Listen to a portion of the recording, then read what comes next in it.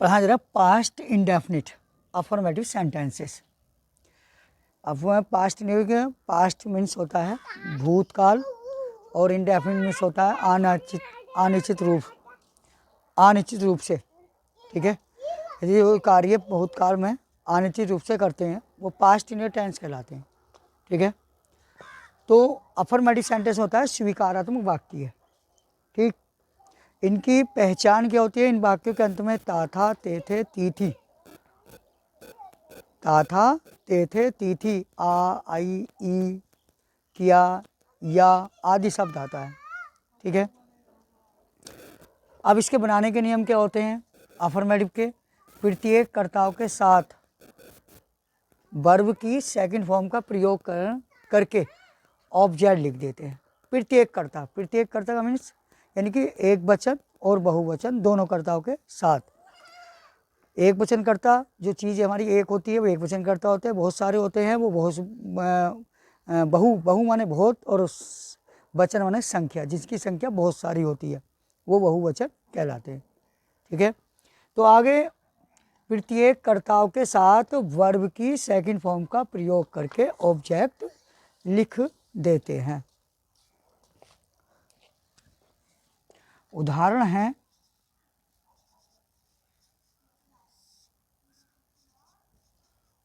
उसने अपना कार्य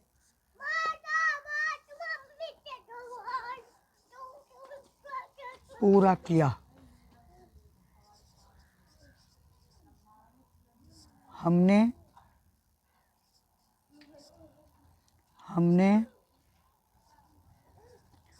पाठ याद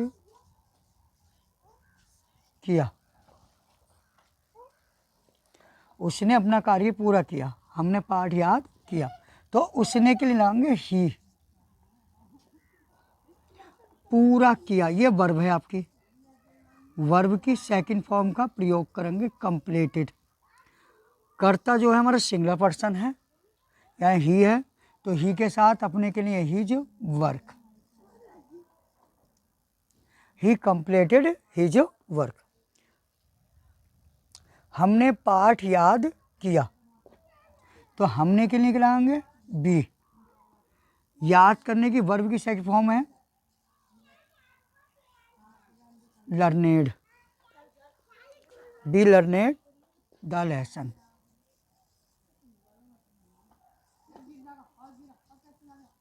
या चैप्टर लगा सकते हैं, पार्ट के लिए चैप्टर। अब आएगा निगेटिव सेंटेंसेस।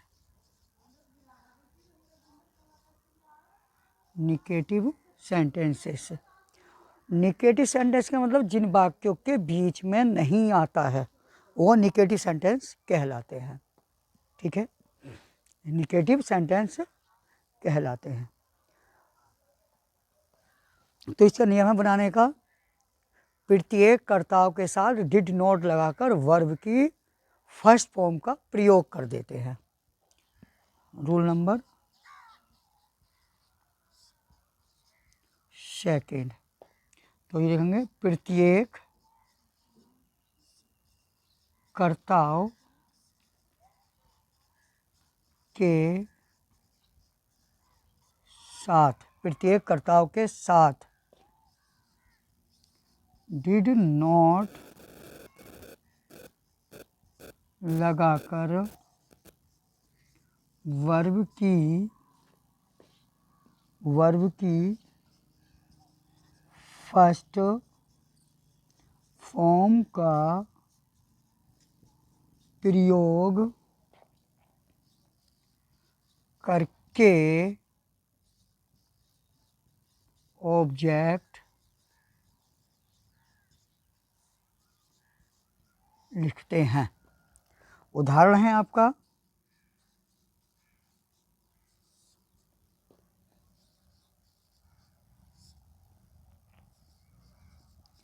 क्या लड़की ने खाना बनाया? क्वेश्चन लगेगा।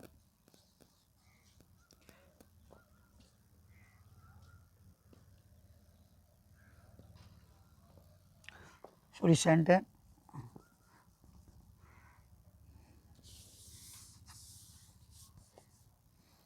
लड़की ने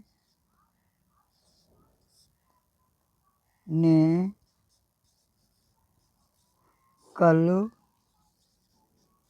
खाना नहीं पकाया।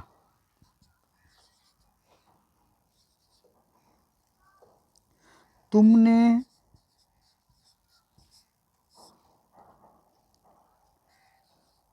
कमरा साफ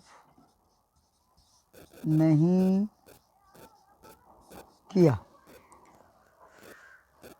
क्या मैंने बताया, प्रत्येक कर्ताओं के साथ डिड नॉट लगाकर वर्ब की फर्स्ट फॉर्म का प्रयोग करके ऑब्जेक्ट लिख देते हैं।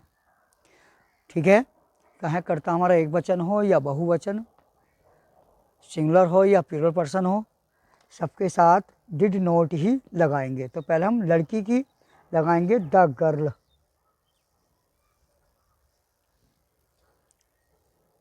डिड नॉट आ जाएगा।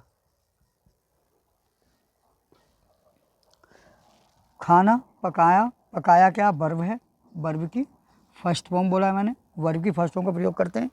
The girl did not cook the food.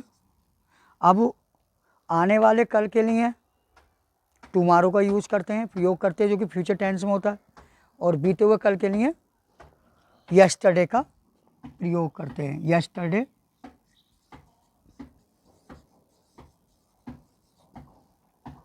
The girl did not cook the food yesterday.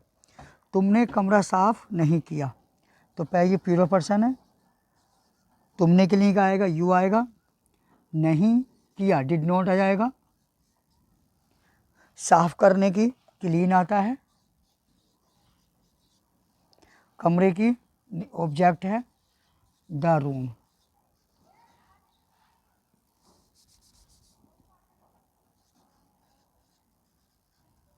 The room. तो मैंने आपको बता दिया है पास्ट इंडेफिनिट की पहचान जिन वाक्यों के अंत में ता था, ते थे, ती थी या आई ई आदि शब्द आते हैं। अफर्मेटिव सेंटेंस के बनाने के नियम हैं प्रत्येक कर्ताओं के साथ, एक वचन करता हो या बहुवचन करता हो, बहुत सारे हो या एक हो, उसके प्रत्येक कर्ताओं के साथ वर्ब की सेकंड फॉर्म का प्रयोग करके ऑब्जेक्ट लिखते हैं अफर्मेटिव सेंटेंस में केवल। उदाहरण है, उसने अपना कार्य पूरा किया, ही कंप्लीट हिज वर्क। समझो, हमने पाठ याद किया, तो बी लर्नेड द लेसन। ठीक है, अब आता है निगेटिव सेंटेंस। सेकंड रूल है निगेटिव सेंटेंस में, प्रत्येक कर्ताओं के साथ डिड नॉट लगाकर वर्ब की फर्स्ट फॉर्म का प्रयोग करके ऑब्जेक्ट लिख देते हैं। इसका उदाहरण है आपका, लड़की ने कल खाना नहीं पकाया। तो क्या बनेगा, the girl did not cook the food yesterday. तुमने कमरा साफ नहीं किया, तो you did not clean the room.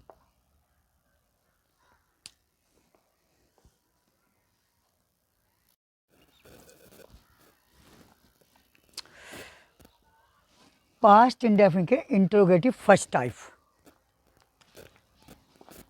अब कराएंगे आपको। पास्ट इंडेफिनिट के इंटेरोगेटिव फर्स्ट टाइप मैं बता दूं। इंटेरोगेटिव फर्स्ट टाइप जिन वाक्यों के शुरू में क्या शब्द आ जाता है, तो हम क्या की अंग्रेजी नहीं लगाते हैं, बल्कि डिड को पहले लिख देते हैं, फिर कर्ता लिखेंगे, कर्ता के बाद वर्ब की फर्स्ट फॉर्म का प्रयोग करेंगे,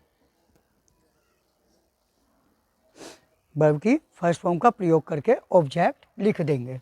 तो रूल है, नियम थर्ड है, यदि प्रश्नवाचक शब्द क्या वाक्यों के शुरू में है तो क्या की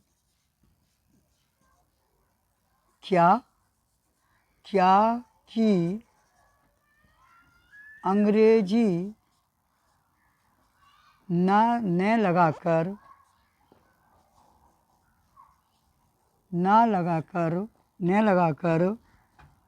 डिड को सबसे पहले लिखते हैं, फिर कर्ता के साथ वर्ब की फर्स्ट फॉर्म का प्रयोग करके ऑब्जेक्ट लिखते हैं। चलिए, यदि क्या वाक्य के शुरू में है तो हम क्या की अंग्रेजी नहीं लिखेंगे, बल्कि क्या कर्ता के अनुसार कर्ता से पहले डिड लगा देंगे, फिर वो उसके साथ वर्ब की फर्स्ट फॉर्म का प्रयोग करेंगे, फिर ऑब्जेक्ट लिखेंगे। क्या राधा ने अपने कपड़े धोए? क्या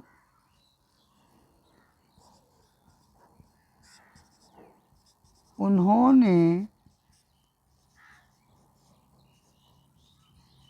सब्जियां खरीदी?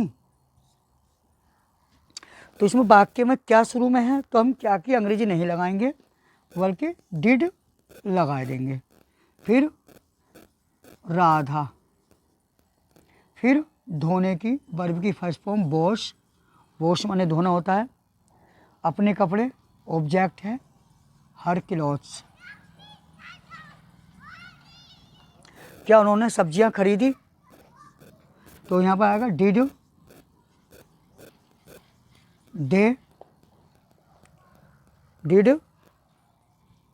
दे वाई या purchase the vegetables.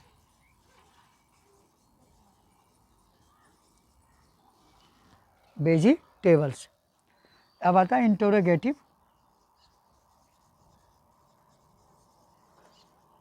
Second type, नियम नंबर 4। मैं बता दूं आपको इंटरोगेटिव फर्स्ट सेकंड टाइप क्या होता है। इंटरोगेटिव सेकंड टाइप वह होता है जिन वाक्यों के बीच में प्रश्नवाचक शब्द क्या, क्यों, कैसे, कब, कहाँ आदि शब्द आ जाते हैं। क्या, क्यों, कब, कहाँ, कैसे आदि शब्द आ जाते हैं, ठीक है, वो प्रश्नवाचक शब्द कहलाते हैं। और यदि बीच में है तो उनकी अंग्रेजी सबसे पहले लगाएंगे। यदि प्रश्नवाचक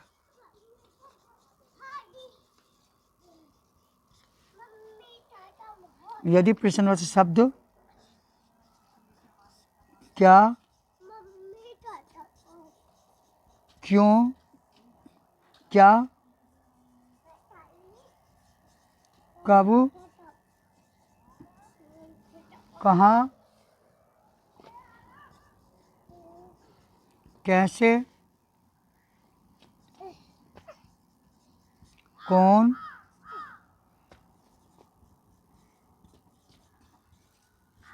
आदि शब्द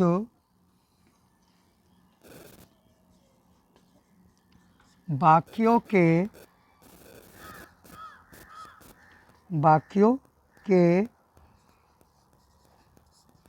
बीच में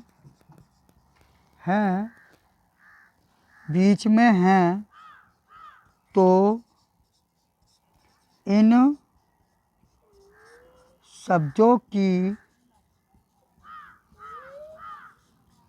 अंग्रेजी सबसे पहले लिखते हैं, फिर के बीच में हैं तो इन शब्दों की अंग्रेजी सबसे पहले लिखते हैं, फिर डिड कर्ता तथा कर्ता के बाद वर्ब की फर्स्ट फॉर्म का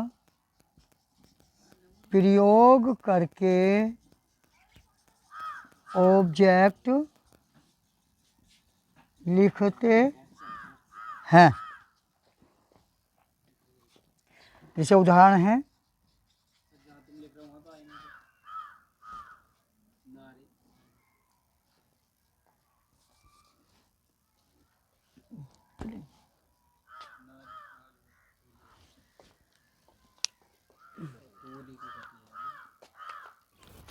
मैं बताया पास्ट इंडेफिनिट के interrogative second type. Interrogative second type के नियम लिखवा दिया। यदि क्या, क्यों, कैसे, कब, कहाँ ये शब्द वाक्यों के बीच में है तो इनकी अंग्रेजी हम सबसे पहले लगा देते हैं। फिर डिड लगाएंगे यानी कि हेल्पिंग वर्ब लगाएंगे, फिर कर्ता लगाएंगे सब्जेक्ट, फिर सब्जेक्ट के बाद वर्ब की फर्स्ट फॉर्म का प्रयोग करके ऑब्जेक्ट लिख देते हैं। जैसे इसका उदाहरण है आपका,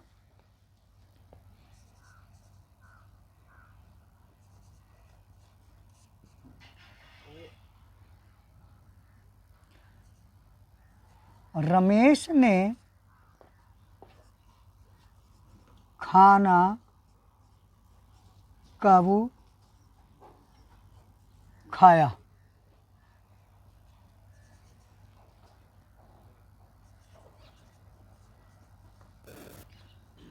लड़कियों ने गाना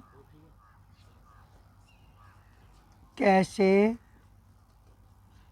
गाया।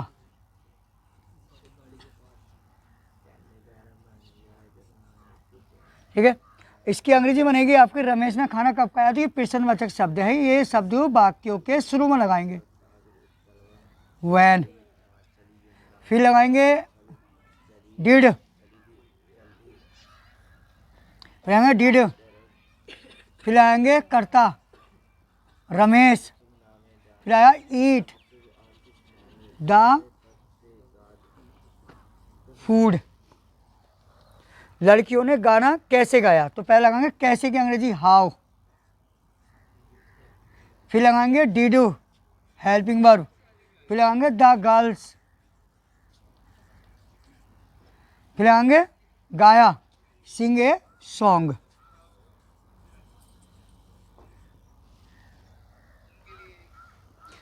I hope you understand better you